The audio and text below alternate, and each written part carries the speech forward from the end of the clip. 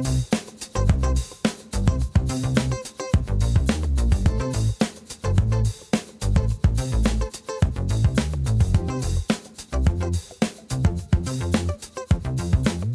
Apollo. Where shall I begin? Coheed and Cambria has always been a band that has spoken to my heart.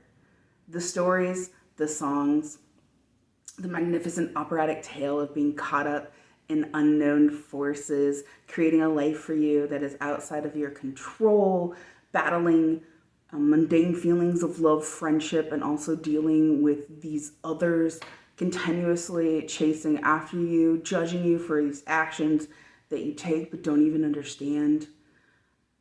As a teen, I became obsessed with understanding every song, what it meant, what the characters were, who the characters were, what the world Claudio Sanchez and his bandmates created, blending screeching guitars and fast-paced drums with vivid lyrics. My brother got his hands on the original Amory Wars comic called The Bag.on.line.adventures. For the first time, I could understand the story as Claudio Sanchez envisioned it. The comics had lyrics that match up to the text, and then they stopped producing it about after 2 issues. They dropped the artist. They then republished it and kind of revamped it with a different artist and a different publisher, and it's now called The Amory Wars. I, unfortunately, as a young adult, was a bit of a hipster, and when I saw that the comic wasn't the same as I remembered it being of the comic that my brother had, I kind of said, well, I like the old one better, and gave up on the comic. Years passed, and I found myself at a comic book store, and they had the first 3 albums of the graphic novel all hardbound, and I was like, I didn't even realize they finished publishing the first album, let alone 3. And it hit me that I wanted to know the story. I wanted to know the official story of Amory Wars, the Coheed and Cambria saga. So here we are. Let's go through issue by issue, the Amory Wars, Volume 1. Oh, and you don't actually have to know the story to enjoy the songs. So Coheed and Cambria, the albums by themselves, the songs by themselves are really good and are really good to listen to, and you don't have to know the story. You can make up your own or just enjoy the lyrics and the melodies as they are. If you want to know the official story, the story as Claudio Sanchez envisions it, then, stick around. This isn't going to, replace reading the graphic novels on your own. I'm not going to go through it by page, but more of a cliff notes. Just kind of getting the overall story. 6 years after the colonization of Silent Earth 3, we are dropped straight into a story already in progress. Here we are introduced to Inferno, who is giving the order to burn some unknown prototypes and lamenting that there is one that he is still hunting. And although the prototypes are in shadow, you can tell he's burning people. He's burning people. Hi, this is Inferno. But let's not linger on that. Smash cut to the Kilgannon household. Here's Coheed and Cambria sleeping, and Coheed's having a nightmare / flashback / foreshadowing of scientific experiments and death. Cambria calms him while wondering the meaning of these dreams. But let's not dawdle. Here, let's meet the Kilgannons. We have Mr. Kilgannon, Coheed, Mrs. Kilgannon, Cambria, the kids, Claudio Kilgannon, the twins, Matthew and Maria Kilgannon, and let's not forget Josephine. They are all at breakfast together, as morning is the only time as Coheed has a night job. They're all enjoying some time in the family together. Claudio is drawing and seems to be a talented artist, and Coheed sees Claudio's drawing and flips out when he sees his dreams mirrored in his son's drawing. But there's no time to actually see how bad of a father Coheed is, because Josephine jumps in and says she's engaged. No one seems particularly excited about that information.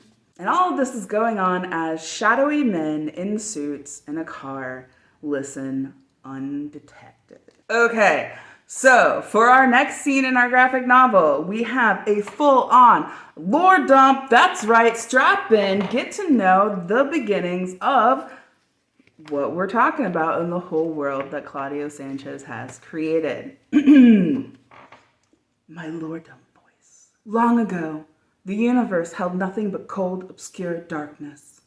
Then light fractured shadow, giving birth to many worlds, each one as magnificent as the next. A colony comprised of 78 planets was formed, aligned in a triangle, bound together by the beam of light known as the keywork. Along with its creation came its division. 12 sectors were appointed and given equivalent power. The colony was deemed heaven's fence. Beyond ensuring planetary immobility, the keywork served as a bridge between the planets and their main energy sources, the stars of Sirius. Cyrus Amory, the astronomer and namesake of the stars, discovered that the keywork is fueled by these stars, generating the essential elements needed to sustain life on all the planets. Which brings us to the cataloged inhabitants. First there is man, designated to maintain and harvest the planets while living safely under the rule of the more superior inhabitants. The mage. One was positioned at each of the 12 sectors and given the authority to rule all. The prize, burdened eternally with the crucial responsibility of guarding the keywork. In their creation, God saved them these words: "If man should decide to dabble in my affairs, then guardians must intervene. But should I come forth to change the face of man with you there to challenge me, then I shall return with the stars to destroy all I have made. Whether man or I present that danger will not be told in the coming." In the question, there is no mention of the mage. After this little lore dump, we have Coheed Kilgannon drawing again at school and getting bullied for it because nobody likes Coheed's drawings of whatever, I guess. And Claudio does not appreciate this and stomps off, but turns around and sees Neo and forgets, because Neo is just apparently that awesome that he just forgets why he was mad. A pretty cool ability. Meanwhile, this comic jumps around a lot. Meanwhile, we have Cambria out shopping with Matthew and Maria and Ishabooty, or Ishabooty, which was also Coheed and Cambria's name before they decided to land on Coheed and Cambria. And I'm kind of glad they landed on Coheed and Cambria over Shabooty. I just think for the search optics, I like saying Coheed and Cambria better than I like saying Shabooty, just in general conversation. Cambria gets accosted by a ramshackled person who yells about the end of the world. Then this freaks out Cambria a lot and activates her powers. Smash cut to Coheed is done with his shift at the job factory when a guy in a very cool red coat and men in suits ask Coheed to talk in the car. The man in the very cool coat is unfortunately not Vash the Stampede, but Mayo Deafenwolf, General of His Majesty's Red Army and Supreme Tri-Mage Wilhelm Run. General Mayo tells Coheed that he is a genetically modified super soldier created to protect the keywork and allow the prize some needed rest on the ground front. You know, just the thing I want to talk about when I get off work of like, oh, hey, by the way, genetically modified super soldier. Yeah, okay, cool. He continues to tell Coheed that his brother Jesse and his wife make up KBI, Knowledge, Beast, and Inferno.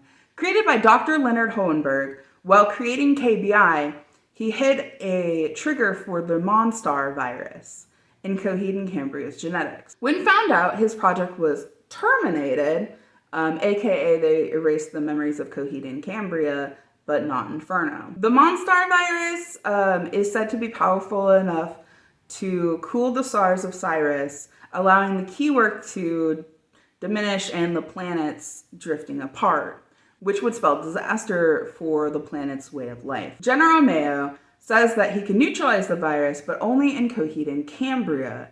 In their children, it mutated into something called the Sen Star, and that cannot be neutralized. General Mayo then tells Coheed in no uncertain terms that he can either kill his kids or unknown, scary people will kidnap his kids and use them for experiments and do unspeakable things to them. You know, just what I want to talk about when I get off work. Speaking of unspeakable things, smash cut to Josephine and Patrick in their car, parking in a bad side of town to celebrate their engagement.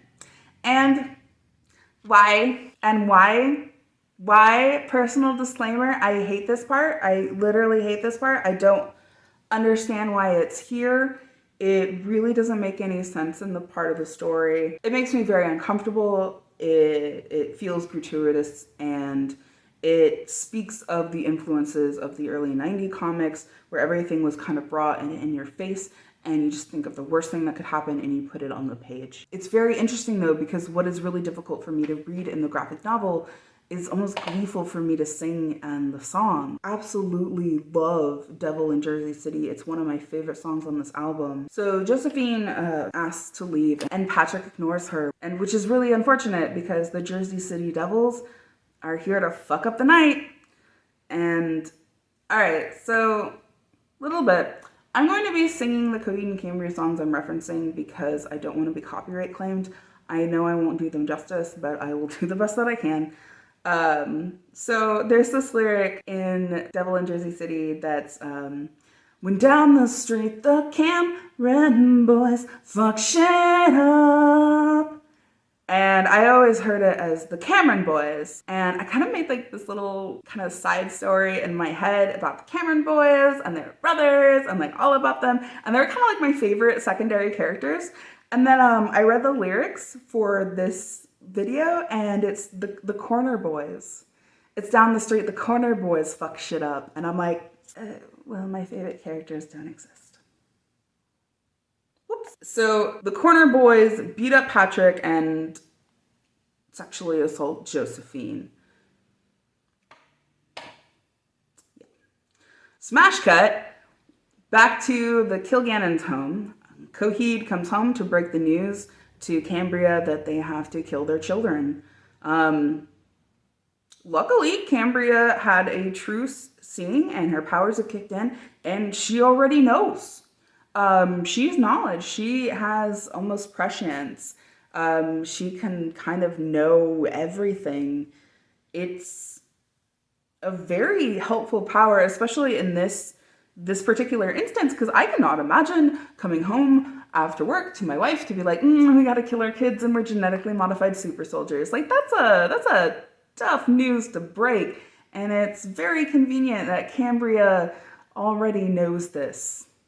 I mean, I don't have kids or a wife, but I imagine that would be very difficult conversation to have over breakfast. She knows the dreams that Coheed has been having is their past. She knows there's no cure, but to protect the fence, she knows she has to do the unthinkable and kill her children. She adds one extra step to this, that they will kill themselves after they kill their children so they can all be together in the end. Tough break, hard fucking truth to have, but meanwhile, and so many meanwhiles. Yeah, it's a daunting story to cover. It's a hard first issue. We're at the House Atlantic, and Tribe Mage Wilhelm Wren discusses the plan with General Mayo, chiding him against being too obsessive over his own vendettas to properly go with the plan. General Mayo promises that Paris Earth will be swarming with the flies and Sector 12 will be destroyed. Wilhelm Wren tells General Mayo to make sure that the prize do not find out their plan. Smash cut! Ben Lesh, the heart of Star 4, is the nest of the prize. They're speaking of the question, the prophecy that was shared in our lore dump, paraphrased pretty much either God will destroy the worlds or man will destroy the worlds, either way. And the prize cry out that if one thing that would lead to that would be the fly. And the flies so far are just a vaguely locust terrifying threat. It has not been clarified yet what the flies are. And then we're back at the Kilgannon family house, and Coheed decides to use the poison General Mayo has given him to poison Maria and Matthew, and it fades to black. The end of chapter 1.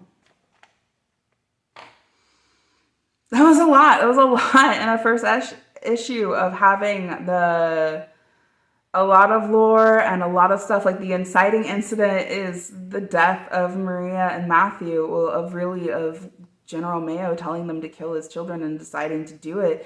It is a lot of information to put in a comic, and I personally feel like the media could have been used a lot better by maybe getting to know the Kilgannons a little bit more and maybe doing some flashbacks. I'm not exactly sure. I'm not a comic book writer, so I don't know. I'm just reading this. But it feels like it could have been paced a little better. That being said, the artwork is fantastic. I really like the flashbacks, and I really like seeing kind of the idea of who these characters are, and I really like the look of them. So the first issue is in line with the first album, the second Stage Turbine Blade. Specifically, this issue that we covers 2 songs off of the album, Time Consumer and Devil in Jersey City.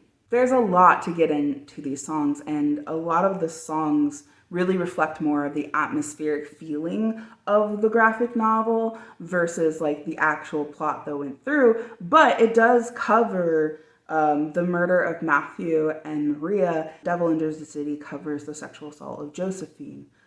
2 very important things in the story. So Time Consumer. First off, this song is 5 minutes long, and the first minute and 12 seconds is all instrumental intro. Before I was really into Queen Cambria, my heart belonged to old school AFI, and we're talking like So Proud of Ya. We're talking like old school 2-minute long songs of punk days, and I listened to a lot of skater punk and AFI. And so the idea of having like a 5-minute long song with a 1-minute intro was a time consumer. The name did not disappoint. But really, I kind of grew in love with that intro. The way the music is soft and swelling, it reminds me of waves or like wind chime. The beginning has this little electronic zzz sound to it that crescendos up the musical scale. And it always called, like, the visual image I got with this song was a conductor, conducting an orchestra, kind of like the intro, the beginning, the warm-up, and then the piece. And I always imagined it as Blade Runner-esque, where, like, the man in the tuxedo, but it's covered. It's very futuristic with piping and electronics, and he has a little electronic wand to, like, hit his electronic bells.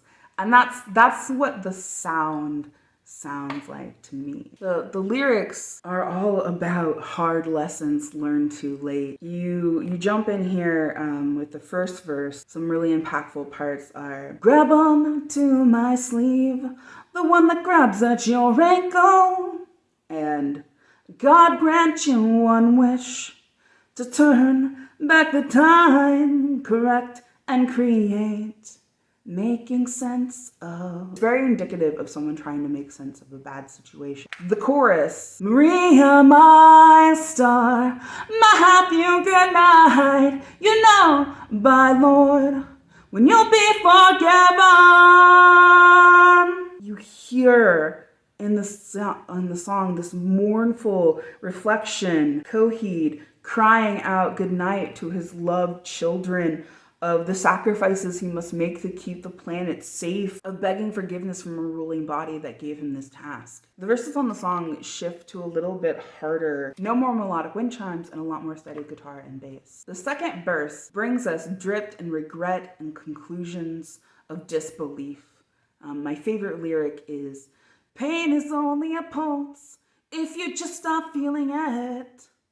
It almost sounds to me as like a jeer, as like repeating a well-worn platitude back to the person who always spouted it, just like, oh, how do you like it now? The third verse is all about betrayal. I merely asked you to help me. When did I say to murder? Of saying, don't plead to me. I didn't ask you to do this. And just being betrayed by the people who clearly told you to murder your own children. It's hardcore, devastating. The last lines of the verse fade out in complete devastation of the horrendous acts Coheed has been tricked into. And then the melody plays out with more lyrical vocalization. Because prog rock, there's a lot of repeat of the bridge and the chorus. Claudio Sanchez trademark vocalizations. He uses his voice like another instrument, just like his guitar. It's incredible. It's incredible to watch live, honestly. The song, even though it's really powerful, kind of pales in comparison to a lot of other first songs on albums of other Coheed and Cambria albums. They usually bring that first song as they go hard. It is all guitars and bass and drum. It is just amazing what they put into a first song now that just wasn't there in the first album. And it shows how much Coheed and Cambria has grown. And then we have Devil in Jersey City. That intro that got the hee-hee shabooty. Good continuity between the comic and the songs. The song itself is fast-paced with a steady drum and bass line. It makes me visualize a red convertible speeding down mountain lanes. Just a girl with her hair blown in the wind having a great day out on a sunny day in the summer with not a care in the world. So the first verse, short but not sweet. The whole song to me feels like a dangerous seduction of the bad boys finding you and daring you to play. With lyrics like, New Jersey bound and sound asleep, they'll find you at your most vulnerable. And then that chorus, scream loud, scream sayonara, oh, oh. Sweet Josephine, will you follow me home? I love that you don't know if those are screams of agony or ecstasy. And I love the ambiguousness of the chorus. And it feels like with each retelling of the chorus, those screams become more and more frightening. And then we have straight off from that first chorus to the bridge, don't let them scare you. When you're down on the floor bleeding, bastard, you'll be getting home real soon. The playful games have turned dark with just one line or swing of a bat. Also, Claudio Sanchez uses the term going home or will get you home as a euphemism for dying. We'll follow that theme along as we follow the songs and the story. And in the last verse, it's all about power and violence here in the lyric. Compared to the step of the bone that might break, it's too late to find a better way out of this. And right back to our Josephine screamed chorus. With the bridge thrown back in for good measure. And then at the end, it all crescendos into this amazing point, and you have, when you run, they'll follow you. And then screaming in the background, take me home. It is so good. That ending, it is so good. To me, it is the story of a person daring to play with fire and getting burnt. It is an incredible tale. And that's what I love about the song, the ambiguity that the song brings to it. To me, the song is always read as an edge of danger, as an edge of playing with consent and playing with danger. I always saw it more as Grease and a little less I Spit on Your Grave. The comic lacks all ambiguity of this, and leading to what happens next to Josephine, it just makes her life all the more tragic. And to me, the scene is unnecessary. One of the things about a concept album that shines with the material is that every song is the most passionate part of the play. Every song is the story turned up to 11. And that is amazing. You need that in an album with every song. You know, the sad parts are so sad, and the scary parts are the most terrifying thing you've ever seen, and everything is just amped.